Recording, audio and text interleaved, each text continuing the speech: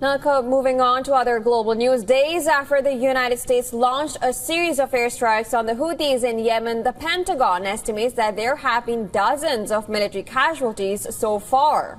In a press briefing, Pentagon's chief spokesman Sean Parnell said that the U.S. will carry out unrelenting strikes to degrade Houthis' capabilities to attack ships in the Red Sea.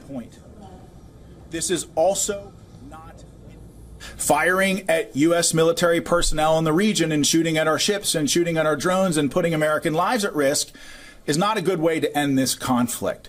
The Houthis could stop this tomorrow if they said, we're going to stop shooting at your people. But they've clearly chosen not to do that. And so this campaign will be relentless to degrade their capability and to open up shipping lanes in the region and to defend our homeland. Now, detailing the targets of U.S. strikes, Joint Staff Director for Operations, Lieutenant General Alex Grinkiewicz, said that the initial strikes targeted terrorist training sites, unmanned aerial vehicle infrastructure, weapons manufacturing and storage facilities. It also included a number of command and control centers. The initial wave of strikes hit over 30 targets at multiple locations, degrading a variety of Houthi capabilities. These included terrorist training sites, unmanned aerial vehicle infrastructure, weapons manufacturing capabilities, and weapons storage facilities. It also included a number of command and control centers, including a terrorist compound where we know several senior Houthi unmanned aerial vehicle experts were located. Yemen's Houthi leader Abdul Malik al-Houthi has warned that it would confront U.S. aggression by targeting aircraft carriers. نقدم أيضا من جديد التحذير للأمريكي.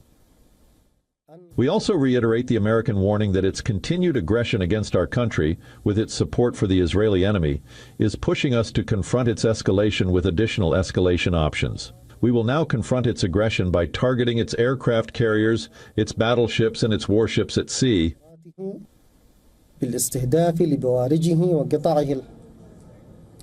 Now, meanwhile, Houthis have claimed to have carried out a third strike on U.S. aircraft carrier USS Harry S. Truman. Listen to this. The Yemeni armed forces have successfully targeted the U.S. aircraft carrier USS Harry S. Truman in the northern Red Sea over the past hours, using 2 cruise missiles and 2 drones. Additionally, a U.S. destroyer was targeted with a cruise missile and 4 drones. This marks the third strike on the aircraft carrier in the past 48 hours, and the enemy has been left in a state of confusion, prompting many of its warships to retreat toward the northern Red Sea area. An airstrike planned against our country was also thwarted. Earlier, Houthi media reported fresh U.S. strikes in the Hodeidah and Al Salif regions. A video released by the Houthis showed a damaged steel factory in Hodeidah that came under attack. Meanwhile, thousands of protesters took to the streets in Yemen's capital, Sana'a, to protest against the American airstrikes. The protesters were seen carrying arms and banners in support of the Houthis.